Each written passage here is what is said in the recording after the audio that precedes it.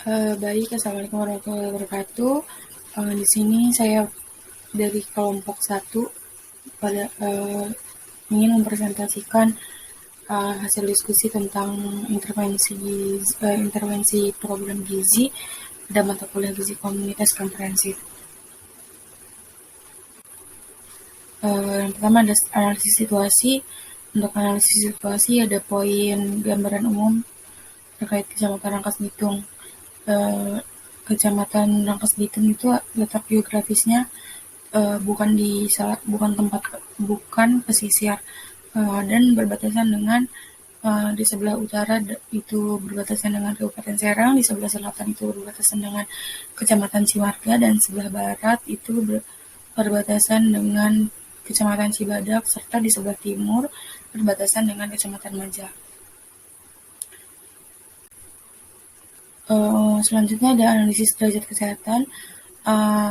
Angka kematian bayi di Kecamatan Rangkas Bitung per 2019 itu ada 48 jiwa. Sedangkan untuk angka kematian ibu di Kecamatan Rangkas Bitung per 2019 itu ada 1 jiwa.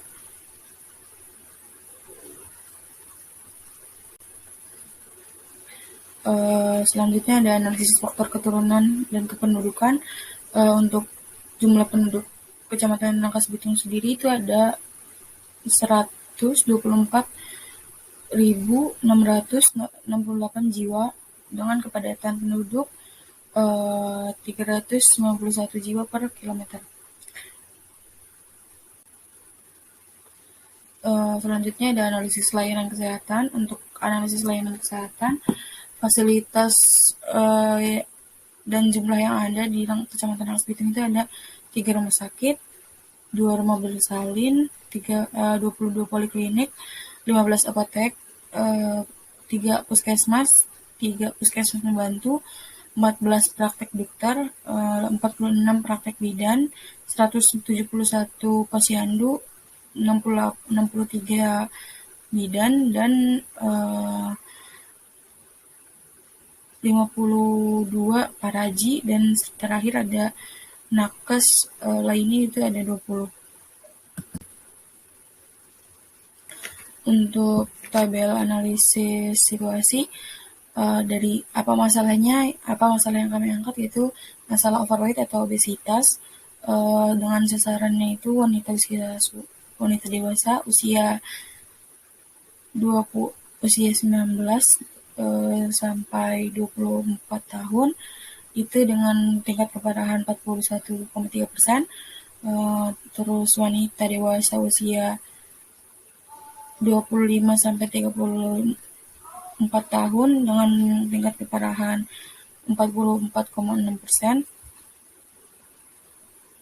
Dan wanita dewasa usia 35 sampai 44 tahun dengan tingkat keparahan 58,43%. Dan terakhir wanita dewasa usia 45 sampai 49 tahun yaitu 56,1%. Serta masalah obesitas sentral pada wanita kelompok umur 20 sampai 30 tahun yaitu sekitar 46,91 sekitar 28,9%. Penyebab timbul masalah tersebut karena dari status pekerjaan, banyak wanita yang tidak bekerja itu sebanyak 47%. Terus wanita yang bekerja sebagai PNS, TNI, Polri, atau kerja di BUMN itu sebanyak 65%, bila swasta itu 54%, dan dari segi lingkungan tempat tinggal karena tinggal di perkotaan yaitu 48%. Ketersediaan sarana di sana itu ada rumah sakit, puskesmas, dan poliklinik. Untuk sumber daya sendiri itu ada kepala desa dan jajarannya ahli gizi puskesmas, tenaga kesehatan masyarakat, dan tenaga kesehatan lainnya, lingkungan. Lalu untuk ketersediaan Yankes pelayanan kesehatan itu ada 3 rumah sakit, 54 poliklinik, dan 44 puskesmas dengan pendidikan 361 SD, 283 SMP, 134 SMA, 39 SMK, dan terakhir 13 perguruan tinggi.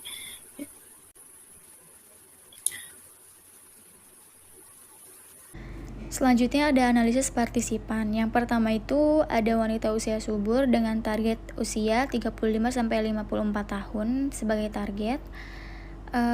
Karakteristiknya itu memotivasi diri sendiri untuk melakukan pola hidup sehat dan aktivitas fisik.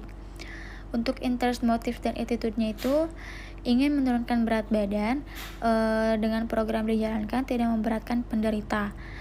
Untuk potensialnya itu dengan kelebihan mudah menerima informasi baru dan bisa mengambil keputusan sendiri. Kekurangannya itu kesibukan sehari-hari atau aktivitas padat dan sulit merubah perilaku atau kebiasaan.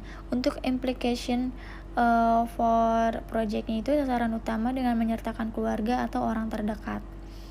Yang kedua itu ada pasangan sebagai pelaku atau pendukung dengan karakteristik membantu, mendukung, dan memotivasi penderita obesitas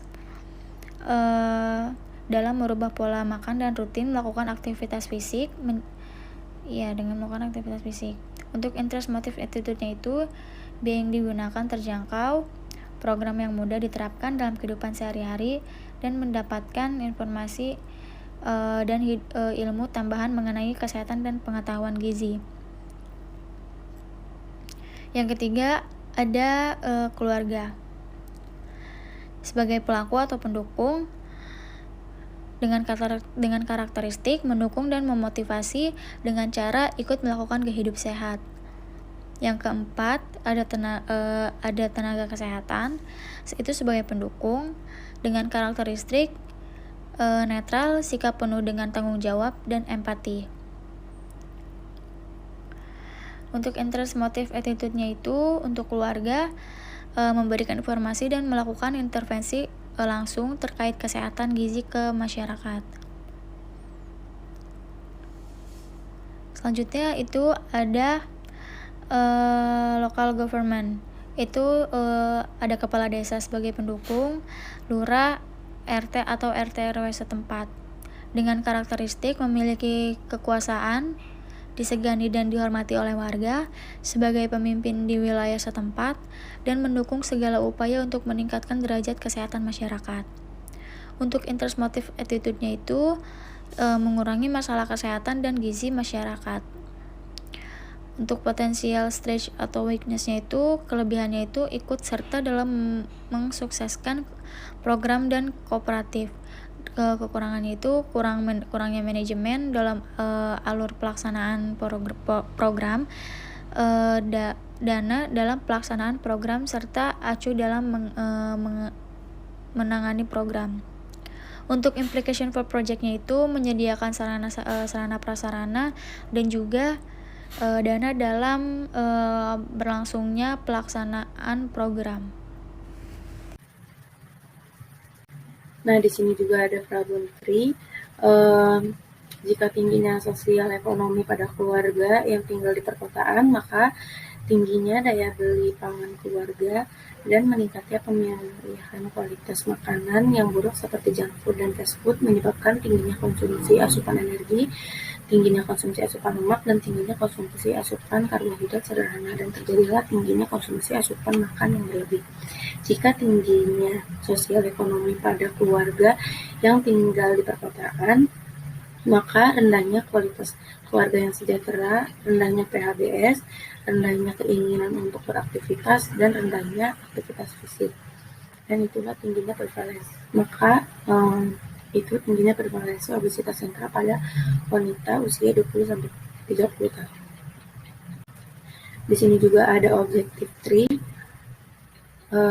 Jika ingin memperbaiki sosial ekonomi pada keluarga yang tinggal di perkotaan, maka daya beli pangan keluarga seimbang dan menurunkan pemilihan kualitas makanan yang buruk seperti junk food dan fast food, dengan cara konsumsi asupan energi seimbang, konsumsi asupan lemak seimbang, dan konsumsi asupan karbohidrat sederhana seimbang. Dan terjadilah konsumsi asupan makanan yang seimbang. Jika ingin memperbaiki sosial ekonomi pada keluarga yang tinggal di perkotaan, maka meningkatkan kualitas keluarga sejahtera, meningkatkan PHBS, meningkatkan keinginan untuk beraktivitas, dan meningkatkan aktivitas fisik. Dan terjadilah menurunkan prevalensi obesitas sentral pada wanita 20 sampai 30 tahun. Dan di sini ada prioritas masalah. Di sini masalahnya ada obesitas, prevalence-nya 20, seriousness-nya ada 16, manageability-nya ada 18, dan community corner-nya ada 19. Jadi jumlah skornya 73. Di sini juga ada obesitas sentral, prevalence-nya ada 17, seriousness-nya ada 18, manageability-nya ada 14, dan community-nya ada 18, jumlah skornya ada 67. Dan di sini juga ada konsumsi makanan beresiko, prevalence-nya 17, seriousness-nya 18, manageability-nya 14, dan community-nya 16, jumlah skornya jadi 65. Dan yang terakhir ada merokok, prevalence-nya 14, seriousness-nya 14, manageability-nya 13, dan community-nya ada 18. Dan jumlah skornya 59. Di sini ada keterangannya berdasarkan analisis prioritas masalah pada wanita usia subur diperoleh obesitas dengan hasil scoring tertinggi yaitu 73. Nah, di sini ada prevalence. Prevalence itu melihat besaran masalah yang terjadi di Kabupaten Lebak. Obesitas menurut Riskesdas Banten 2018, prevalence obesitas untuk wanita usia subur 20 sampai 30 tahun sebesar 58,43. Dan obesitas sentral menurut Riskesdas Banten 2018, prevalence obesitas untuk wanita usia subur sebesar 40,38. Dan kebiasaan konsumsi makanan tinggi lemak jenuh menurut Riskesdas Banten 2018 yaitu 59,82. Dan yang terakhir, yang kebiasaan merokok menurut Riskesdas Banten 2018, prevalence obesitas 33,06%. Nah, di sini ada seriousness, membandingkan pengaruh jangka panjang dari keempat masalah tersebut dan melihat resiko penyakit yang ditimbulkan dari masing-masing masalah. Kebiasaan konsumsi makan tinggi lemak memiliki skor tertinggi karena kami beranggapan bahwa pola makan dan pemilihan bahan makanan yang tidak sehat untuk dikonsumsi secara berkala memiliki pengaruh buruk bagi tubuh. Dan selanjutnya ada manageability, melihat kemampuan kepala desa dan tenaga kesehatan sekitar dalam menanggulangi masalah tertera di atas. Obesitas sentral memiliki skor tertinggi karena di kawasan Kabupaten Lebak, khususnya di Kecamatan Rangkas Bitung, belum ada program untuk mencegah ataupun memberi edukasi tentang obesitas, terutama di kalangan wanita subur. Dan di sini ada yang terakhir community corner, sikap masyarakat terhadap obesitas sentral bisa dibilang belum sadar bahwa perut yang buncit bisa menjadi cikal bakal timbulnya berbagai macam penyakit seperti diabetes mellitus 2, dislipidemia, PJK, dan lain-lain. Lalu di slide berikutnya di sini ada program intervensi gizi. Lalu nama programnya di sini Pentas Seni Pendidikan Obesitas Sentral Masa Kini. Sasaran programnya wanita usia subur. Lalu tujuannya untuk program edukasi untuk KUS agar sadar dan peduli akan status gizinya dan diharapkan untuk bertekad memiliki status gizi yang normal. Yang kedua di sini ada kantin sehat. Sasaran programnya di sini ada anak sekolah dan wanita usia subur. Tujuannya kantin sekolah yang sehat dan mampu memenuhi kebutuhan gizi. Lalu di sini ada Jumat Sehat. Sasaran programnya wanita usia subur dan semua kalangan. Tujuannya mencegah kejadian obesitas. Ya, lalu di sini yang keempat ada meningkatkan pengetahuan pangan lokal dan aktivitas fisik. Sasaran utama programnya di sini wanita usia subur. Tujuannya yang pertama meningkatkan pengetahuan dan pemahaman mengenai pentingnya makan tinggi serat untuk mencegah status gizi. Lalu yang kedua di sini meningkatkan pengetahuan mengenal berat badan lebih dan cara memperbaiki berat badan. Lalu yang ketiga di sini ada meningkatkan pengetahuan mengenal pentingnya aktivitas fisik yang dapat diterapkan dalam kehidupan sehari-hari. Lalu di sini yang kelima ada jaga obesitas dengan cerdik.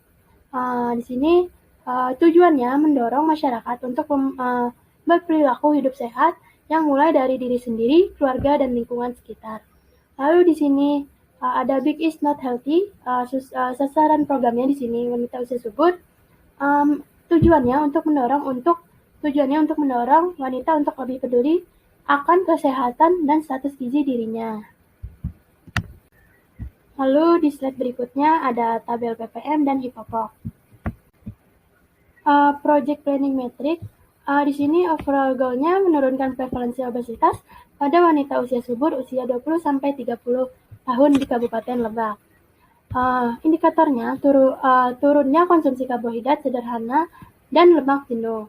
Yang kedua ada hasil pemeriksaan lingkar perut pada wanita kurang dari 80 cm. Sumber datanya di sini data food frequency questionnaire. Lalu di sini ada yang kedua ada data pengukuran antropometri, yang ketiga ada data food recall. Lalu berikutnya ada asumsi penting. Yang pertama timbulnya rasa malas dalam beraktivitas fisik. Yang kedua ada pemilihan makanan yang kurang sehat. Lalu di sini ada project purpose-nya. Di sini meningkatkan aktivitas fisik. Indikatornya di sini meningkatkan aktivitas fisik sehari-hari pada responden. Lalu sumber datanya di sini ada data kuesioner, IPAK, pre-test dan post-test.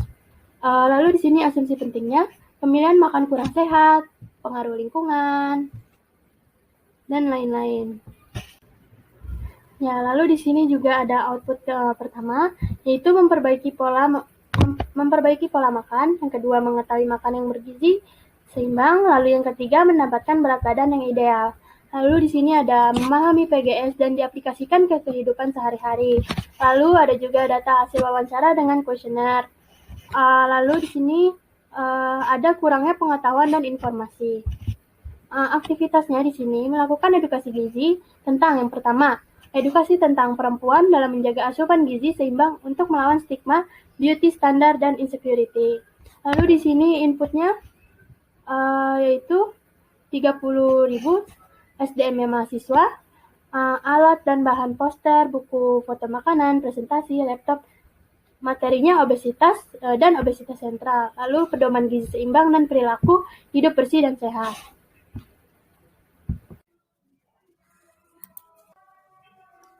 Oke, untuk yang selanjutnya ada plan of action atau tabel POA. Di sini ada deskripsi kegiatannya, yaitu peranan perempuan dalam menjaga asupan gizi seimbang untuk melawan stigma beauty standard dan insecurity. Tujuan umum dan tujuan khususnya. Tujuan umumnya itu untuk mendorong wanita untuk lebih peduli akan kesehatan dan status gizi dirinya. Tujuan khususnya itu untuk meningkatkan aktivitas fisik. Nah, selanjutnya ada rincian kegiatan, yaitu terdiri dari persiapan, pelaksanaan, monitoring, dan evaluasi. Persiapannya itu dengan mengundang wanita usia subur di Kecamatan Nakas Bitung, menyiapkan materi dan informasi yang akan diberikan. Untuk pelaksanaannya, mengumpulkan wanita usia subur melalui Zoom meeting, pembukaan, pemberian materi, tanya jawab peserta. Untuk monitoring evaluasinya itu kehadiran peserta dan antusias peserta. Di sini ada strategi kegiatannya, ada instansi atau personelnya itu kita instansi atau personil langsung yaitu mahasiswa, target dan sasarannya itu wanita usia subur, waktu pelaksanaan dan tempat kegiatannya itu Senin 5 Juli 2021 pukul 2 siang, waktu Indonesia Barat. Selanjutnya ada sumber daya. Di sini sumber dayanya itu kita pakai Zoom Premium yaitu sebesar 30.000.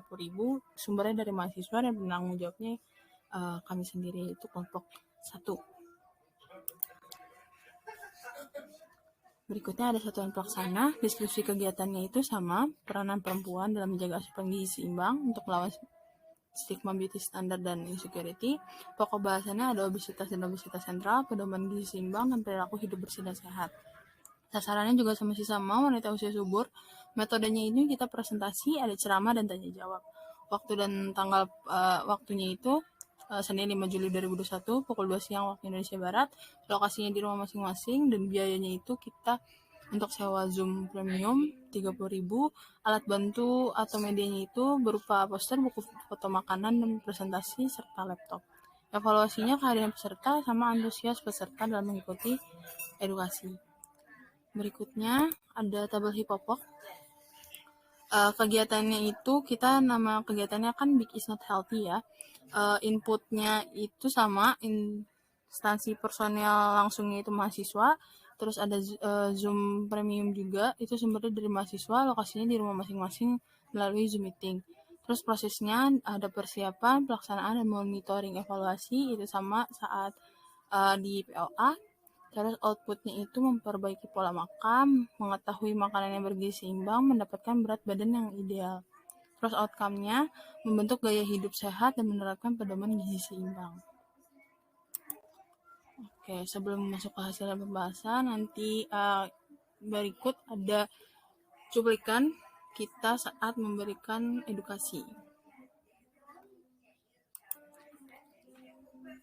Berikutnya ada hasil dan pembahasan. Di sini dari hasil responden kita bisa dilihat proposal status gizi responden wanita usia subur berdasarkan usia.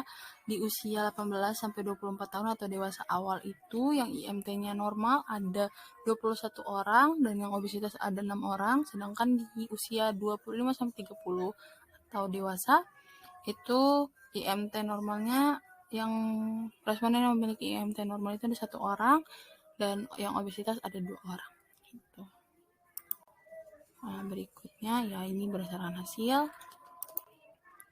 Berikutnya ini ada distribusi responden berdasarkan skor aktivitas fisik. Jadi kan kita bikin post-test, pre-test sama post-test setelah sebelum diberi edukasi dan setelah diberi edukasi. Untuk pre-testnya bisa dilihat dari tabel itu, didapatkan nilai median untuk post-test sebesar 1126,90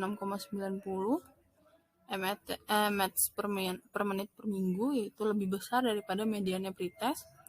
Terus juga ada p-value-nya itu menunjukkan hasil 0,033 yang artinya ada perbedaan yang signifikan sebelum dan sesudah intervensi atau diberikan edukasi.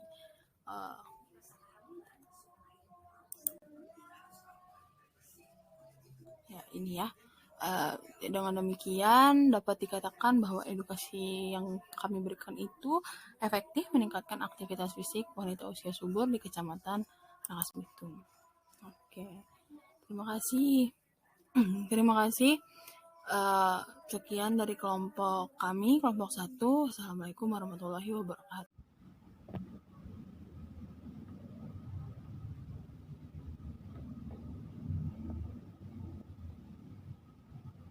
Sebagai cara.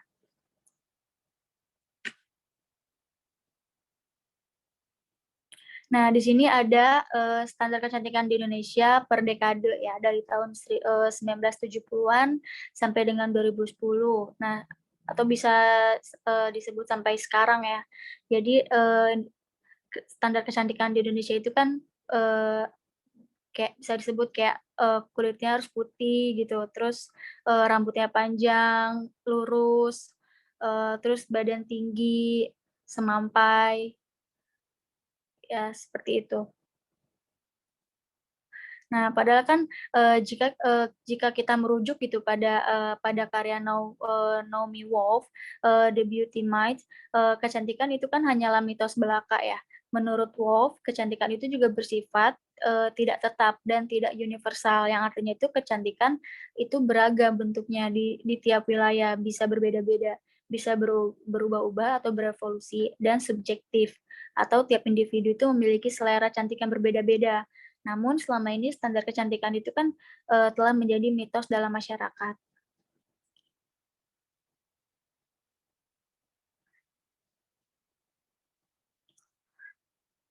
Standar kecantikan tersebut juga bisa dilihat dari adanya program tertentu ya yang menampilkan sosok wanita yang dianggap cantik dengan penampilan sedemikian rupa sehingga dianggap cantik.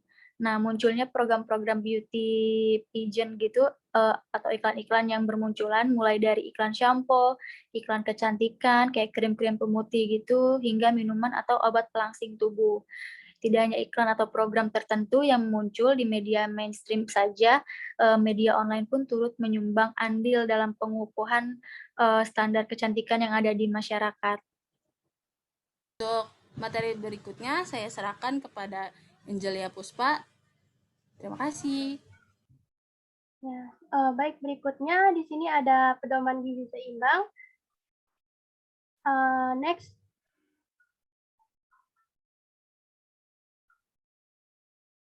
Slide selanjutnya.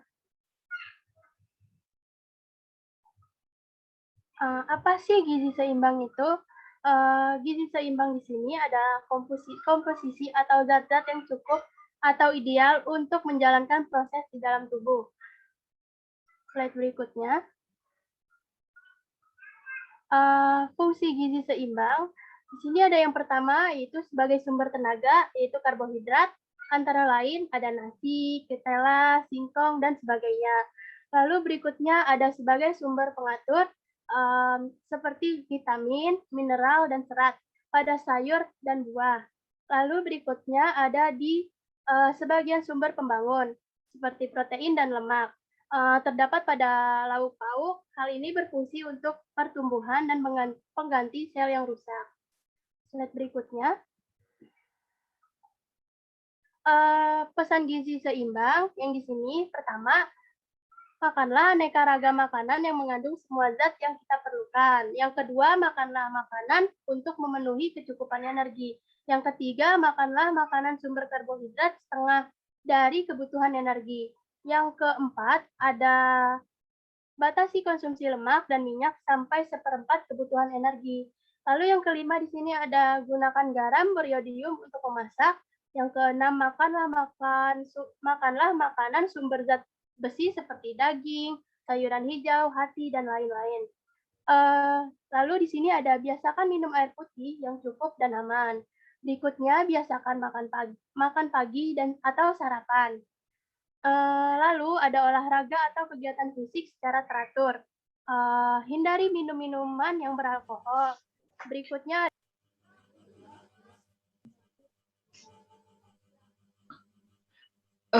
Saya mau menjawab pertanyaan dari saudari siapa tadi, Tiara ya. Pertanyaannya kan katanya kalau begadang pasti nanti ada ya keinginan buat ngemil gitu kan. Terus apa tuh namanya, makanan apa yang bagus buat ngemil tengah malam misalnya ya. Sebenarnya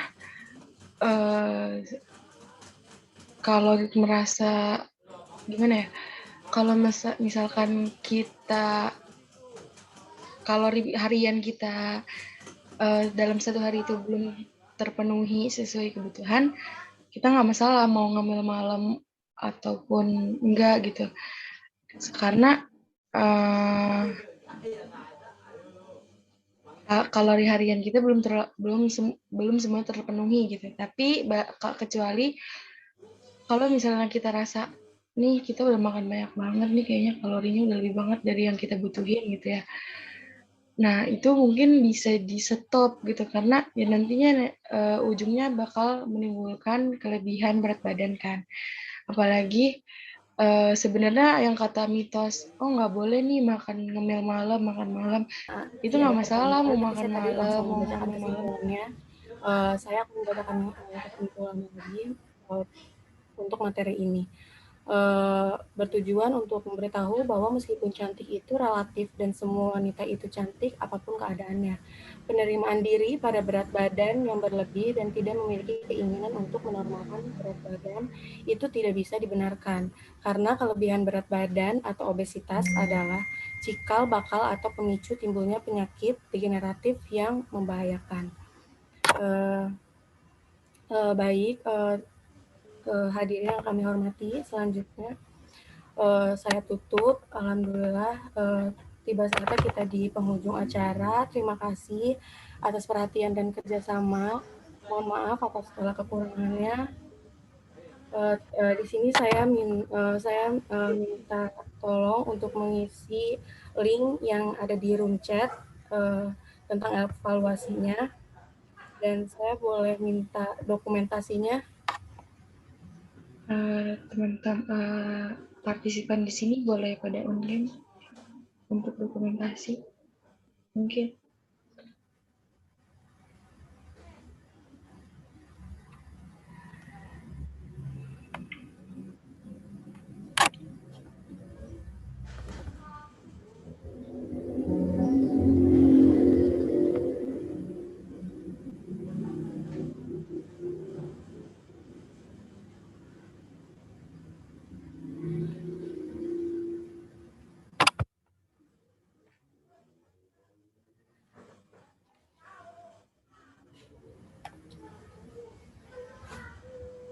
Dia udah belum? Sebentar, masih ada yang belum on cam.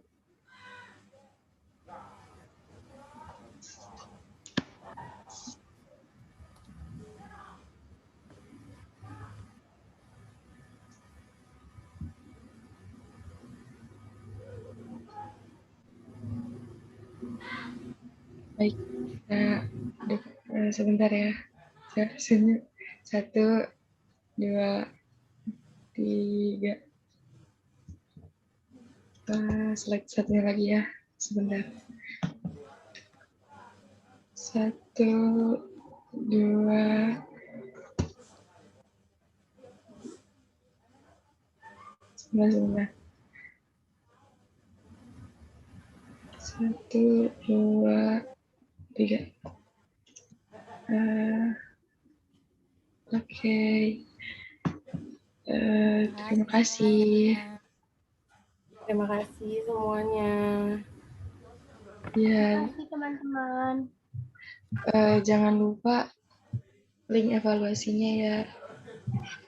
Ya, tolong diisi ya teman-teman. Terima kasih. Oke Kak, sama-sama. Terima kasih semuanya. Makasih kakak-kakak.